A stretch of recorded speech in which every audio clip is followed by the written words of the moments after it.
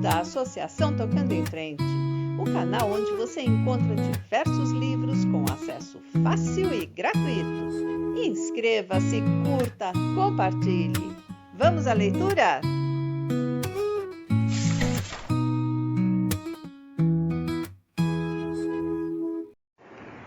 Parte 56.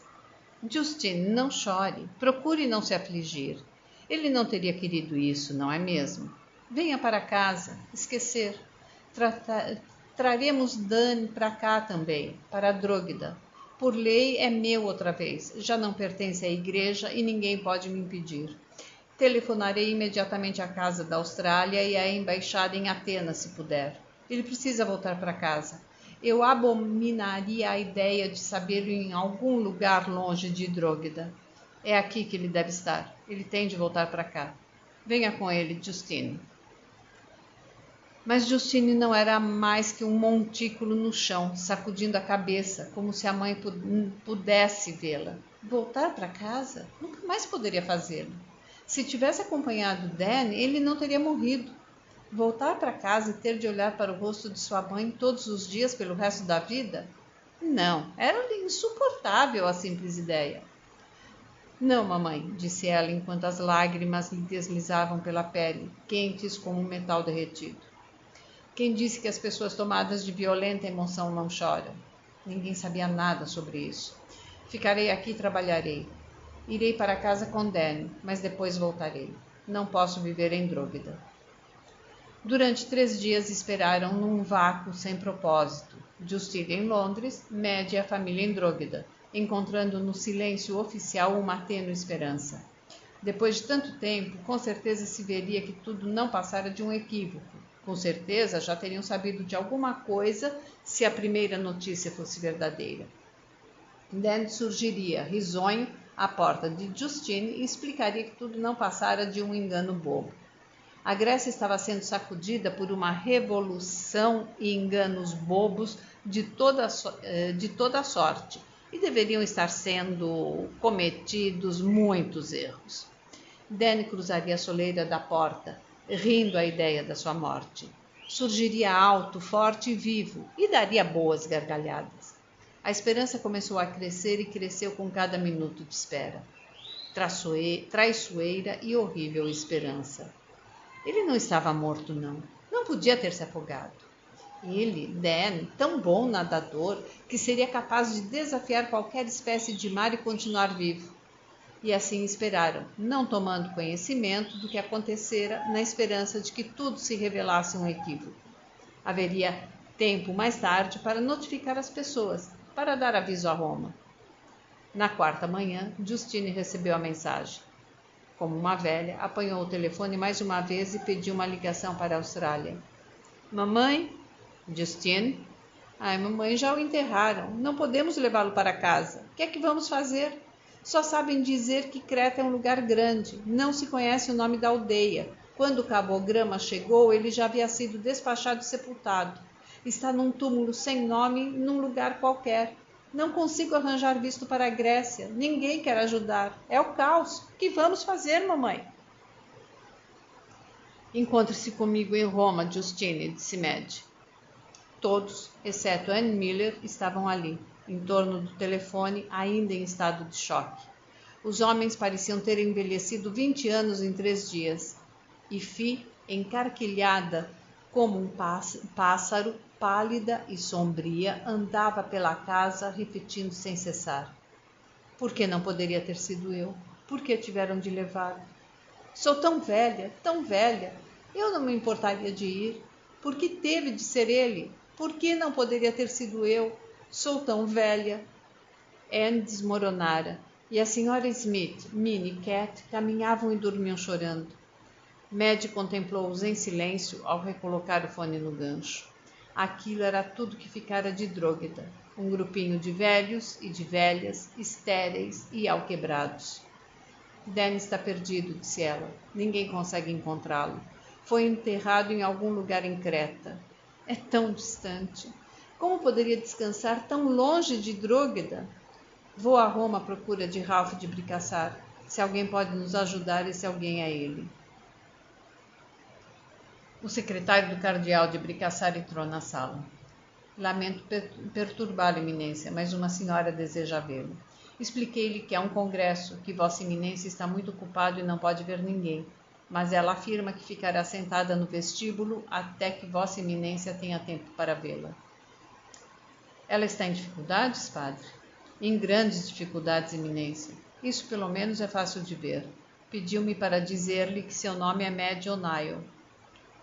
O secretário pronunciou o nome com uma inflexão estrangeira e cadenciada, de modo que ele soou como Madge O'Neill. O cardeal Ralph ergueu-se ao mesmo tempo que o sangue lhe fugia do rosto e deixava-o tão branco quanto o cabelo. Vossa Eminência está se sentindo mal? Não, padre, estou perfeitamente bem, muito bem. Cancele todos os meus compromissos até aviso em contrário e faça entrar imediatamente a senhora O'Neill. Não deixe ninguém nos interromper, exceto o Santo Padre. O padre inclinou-se e saiu. O'Neill, naturalmente, ele devia ter se lembrado de que era o sobrenome do jovem Dan. Acontece que no palácio do cardeal só o chamavam pelo prenome. Ele cometera um grave erro fazendo-a esperar. Se Dan era o sobrinho muito amado de sua eminência, a senhora O'Neill era sua muito amada irmã. Quando Madge entrou na sala, o cardeal Ralph mal a reconheceu. Fazia 13 anos que a vira pela última vez. Ela já completara 53 e ele 71. Os dois tinham envelhecido. O rosto dela não mudara tanto, mas se diria talhado por um molde muito diferente do que ele lhe conferira em sua imaginação. A doçura fora substituída por um tom cortantemente incisivo, a suavidade por um toque de ferro. Ela parecia uma mártir vigorosa, envelhecida e obstinada em lugar da santa resignada e contemplativa dos sonhos dele. Sua beleza continuava impressionante. Seus olhos conservavam ainda a mesma clara cor prateada, mas ambos haviam endurecido, e o cabelo outrora brilhante adquirira um tom bege, descolorido, como o de Dan, mas sem a sua vida. E o que era ainda mais desconcertante, ela recusava-se a mirá-lo tempo suficiente para satisfazer-lhe a curiosidade ardente e amante. Não podendo saudar essa Madge com naturalidade, ele indicou-lhe uma cadeira com um gesto rígido. Tenha bondade de sentar-se. Obrigada, disse ela, igualmente cerimoniosa. Só quando ela se sentou, pôde ele olhar para toda a sua pessoa e notar-lhe a visível inchação dos pés e tornozelos. Madge, você voou desde a Austrália até aqui sem interromper a sua viagem? O que aconteceu? Sim, fiz um voo direto, disse ela. Passei as últimas 29 horas sentada em aviões entre Dili e Roma, sem nada a fazer além de olhar pela janela para as nuvens e pensar. A voz dela era áspera e fria. O que aconteceu? Repetiu ele com impaciência, ansiedade e temor. Ela ergueu a vista dos próprios pés e cravou-a firme no rosto dele. Havia algo medonho nos olhos dela, algo tão escuro e enregelante que a pele da sua nuca ficou toda arrepiada, e ele, automaticamente, ergueu a mão para tocá-la. Dan está morto, disse Madge. A mão dele escorregou e ele caiu como uma boneca de trapos no regaço escarlate quando desabou sobre uma cadeira. Morto? Perguntou devagar. Dan está morto? Está. Morreu afogado há 6 dias em Creta, salvando umas mulheres no mar. Ele inclinou-se para a frente, cobriu o rosto com as mãos. Morto? Ela o ouviu perguntar indistintamente. Dan morto? Meu belo menino, ele não pode estar morto. Dan era o padre perfeito, tudo que eu não pude ser, o que me faltava. Ele possuía. Partiu-se-lhe a voz. Sempre o teve. Era o que todos nós lhe reconhecíamos, todos nós que não somos padres perfeitos. Morto? Oh, meu Deus! Não se preocupe com o seu Deus, Ralph, disse a estranha sentada diante dele. Você tem coisas mais importantes para fazer. Vim lhe pedir ajuda, não vim testemunhar o seu sofrimento. Tive todas essas horas no ar para decidir sobre o modo de lhe contar isto. Todas as horas que passei olhando pela janela para as nuvens e sabendo que Dan está morto. Depois disso, o seu pesar não tem o poder de me comover. Entretanto, quando ele ergueu o rosto que as mãos já não cobriam, o coração morto e o frio dela saltou, contorceu-se, tornou a saltar. Era o rosto de Dan, com um sofrimento escrito nele que Dan nunca viveria para sentir. Graças a Deus ele está morto e já não pode passar pelo que este homem passou, pelo que eu passei. É melhor estar morto do que sofrer uma coisa como esta. Como posso ajudar, Maddie? Perguntou ele, calmo, suprimindo as próprias emoções a fim de vestir a capa do conselheiro espiritual que lhe permitia ir ao fundo das almas. A Grécia está mergulhada no caos. Enterraram Dan em algum lugar em Creta e não consigo descobrir onde, quando, nem porquê.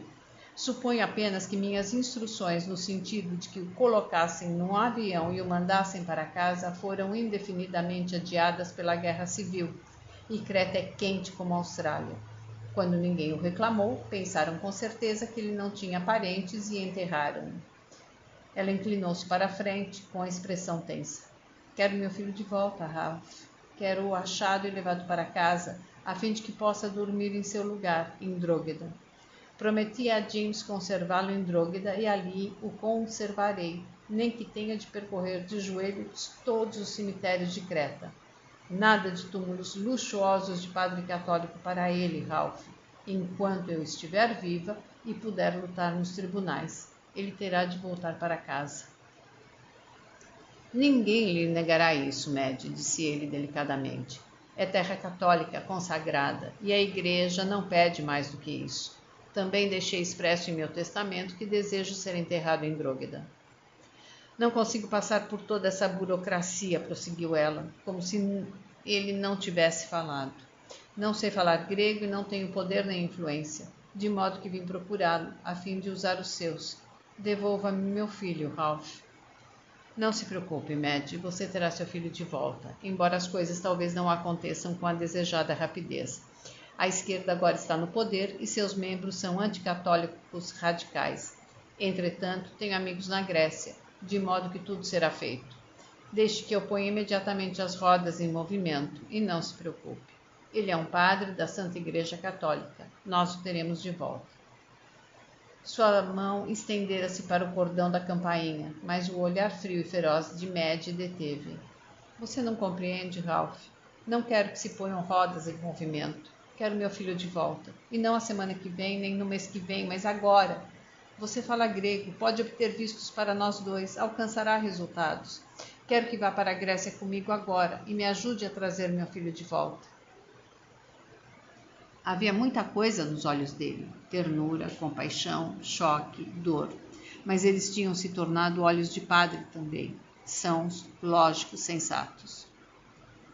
Maddie, amo seu filho como se fosse meu, mas não posso sair de Roma neste momento. Não sou um homem livre, e você é mais do que ninguém deveria sabê-lo.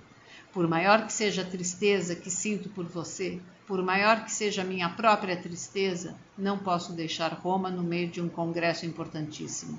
Sou o assistente do Santo Padre. Ela inclinou-se para trás, estupefata e escandalizada, e sacudiu a cabeça com um meio sorriso, como se presenciasse as cambalhotas de um objeto inanimado que não lhe era dado influenciar. Depois estremeceu, molhou os lábios, pareceu chegar a uma decisão e sentou-se empertigada. Você realmente ama meu filho como se ele fosse seu, Ralph? Perguntou ela. Que faria você por um filho seu?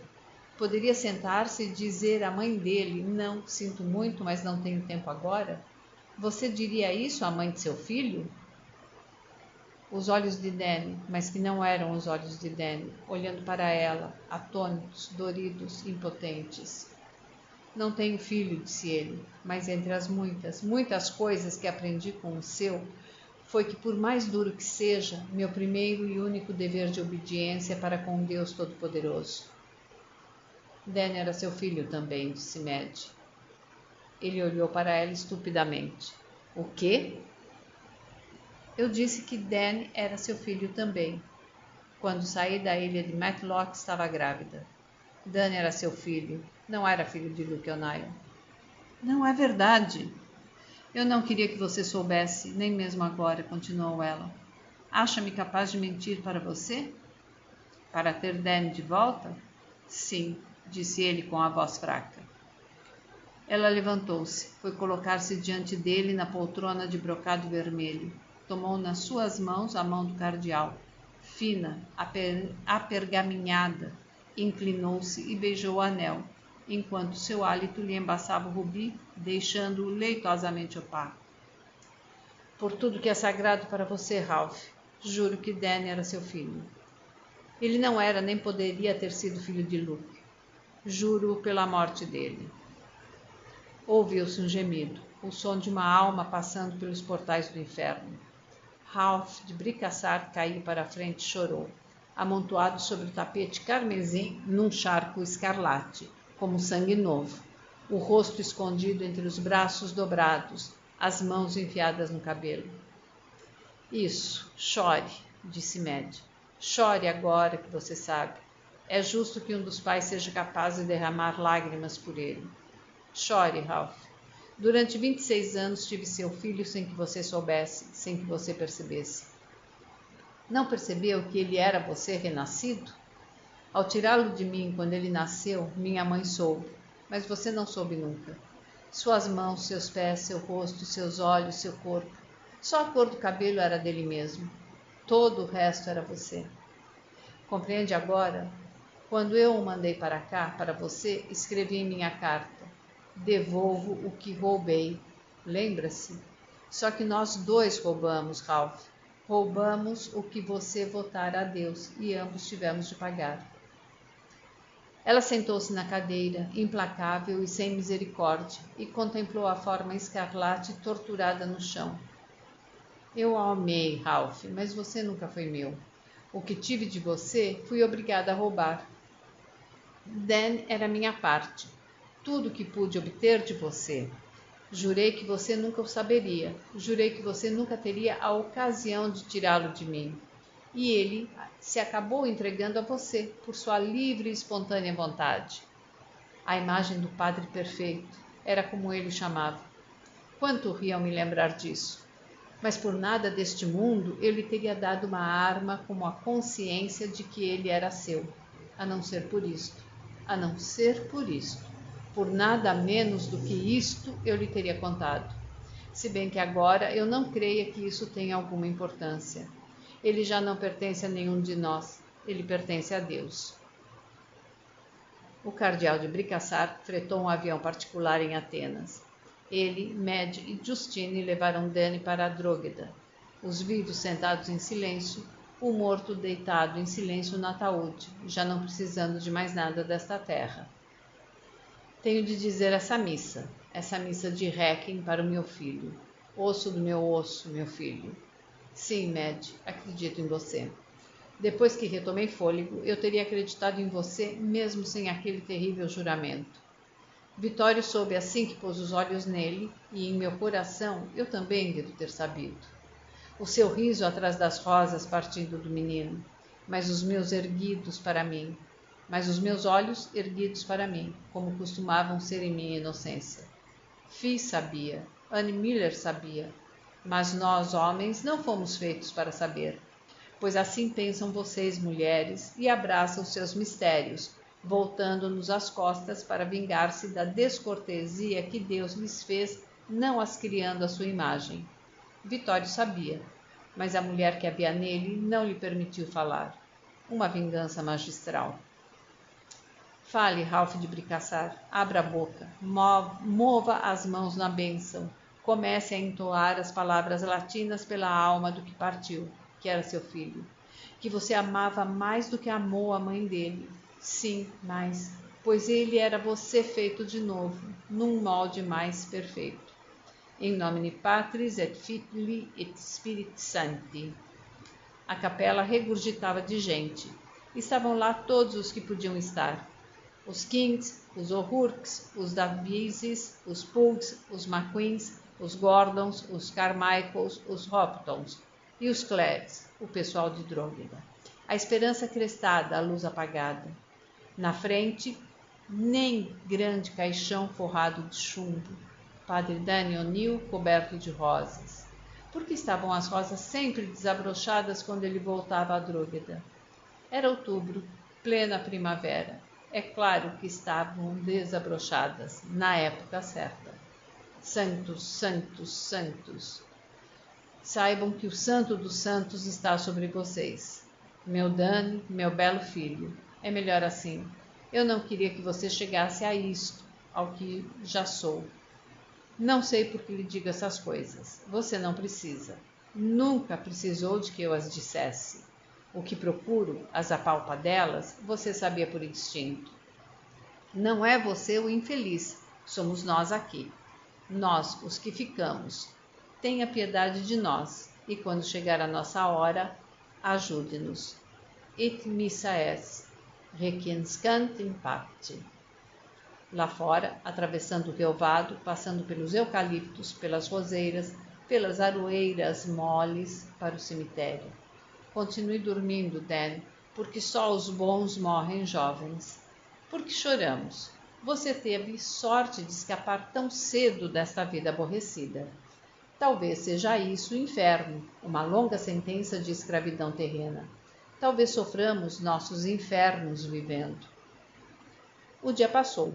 Os que tinham vindo se foram. O pessoal de Drogheda arrastava-se pela casa e evitava-se mutuamente. O cardeal Ralph olhou a princípio para Mad, mas não pôde olhar outra vez. Justine saiu com Jim e Boykin a fim de pegar o avião da tarde para Sydney e o da noite para Londres. Ele não se lembrava de ter-lhe ouvido a voz rouca e feiticeira, nem de ver-lhe os estranhos olhos pálidos. Desde o momento em que ela se encontrara com ele e com Mad em Atenas, até a hora em que saiu com Jim e Boykin, fora como um fantasma, com sua camuflagem bem apertada em torno de si. Por que não se comunicara com Rainer Heiterheim, não pedir a ele que lhe fizesse companhia? Devia saber o quanto ele a amava, o quanto desejaria estar com ela num momento assim. O pensamento, porém, nunca se demorou tempo suficiente no espírito cansado do cardeal Ralph para que ele mesmo o chamasse, embora pensasse nisso de tempos a tempos, antes mesmo de partir de Roma. Era estranho o pessoal de Drogheda. Não gostava de companhia quando sofria. Preferia ficar só com a sua dor. Sophie e Mad se sentaram em companhia do cardeal Ralph na sala de estar depois do jantar que ninguém comeu. Ninguém disse uma palavra. O relógio de bronze dourado sobre o consolo de mármore da lareira tic-taqueava alto no silêncio, e os olhos pintados de Mary Carson lançavam um desafio mudo através da sala à avó de Fi na parede oposta. Fi e Mad estavam sentadas juntas no sofá creme e seus ombros se tocavam levemente. O cardeal Ralph não se lembrava de tê-las visto assim tão próximas nos velhos tempos. Mas elas não diziam uma palavra, não se entreolhavam, nem olhavam para ele. Ele tentou descobrir o que fizera de errado. Errara demais, essa era a dificuldade. Orgulho, ambição, certa falta de escrúpulos. E o amor a Mad florescendo no meio de tudo. Mas ele jamais conhecera a glória que coroara esse amor. Que diferença teria feito saber que seu filho era seu filho? Ter-lhe sido possível amar o rapaz mais do que o amara? Teria seguido um caminho diferente se tivesse sabido o que agora sabia sobre seu filho? Sim, gritava-lhe o coração. Não, escarnecia-lhe o cérebro. Voltou-se amargamente contra si mesmo. Tolo! Você devia ter visto que Mad não voltaria para Luke. Você devia ter visto logo quem era o pai de Dan. Ela se orgulhava tanto dele. Tudo que pôde conseguir de você foi o que lhe disse em Roma. Pois bem, Mad, com ele você conseguiu o melhor. Meu Deus, Ralph, como lhe foi possível não saber que ele era seu? Você devia ter compreendido quando ele o procurou homem feito, se não antes. Ela estava esperando que você visse, ansiando para que você visse. Se você tivesse visto, ela o teria seguido de joelhos. Mas você estava cego, não queria ver. Ralph Howe, cardeal de Bricassar. Era isso o que você queria, mais do que a ela, mais do que ao seu filho, mais do que ao seu filho. A sala enchera-se de gritinhos, rumores, murmúrios. O relógio batia os segundos em compasso com seu coração. E depois deixou de bater em compasso. Ele já não lhe acompanhava o ritmo. Via Mad e Fi flutuando, tentando levantar-se, vagueando com rostos assustados numa névoa líquida e insubstancial, dizendo-lhe coisas que ele não parecia ouvir. Ah! Gritou, compreendendo. Mal teve consciência da dor, atento apenas aos braços de Mad à sua volta, ao modo com que sua cabeça se inclinava para ela, mas conseguiu virar-se até poder ver-lhe os olhos e voltou para ela a olhar. Tentou dizer, perdoe-me, e viu que ela o perdoara havia muito tempo. Ela sabia que acabara levando a melhor. Depois quis dizer algo tão perfeito que ela se sentisse consolada para sempre, e compreendeu que isso também não era necessário. Fosse ela o que fosse, era capaz de suportar qualquer coisa. Qualquer coisa. Por isso, ele cerrou os olhos e, pela derradeira vez, esqueceu-se em Mad.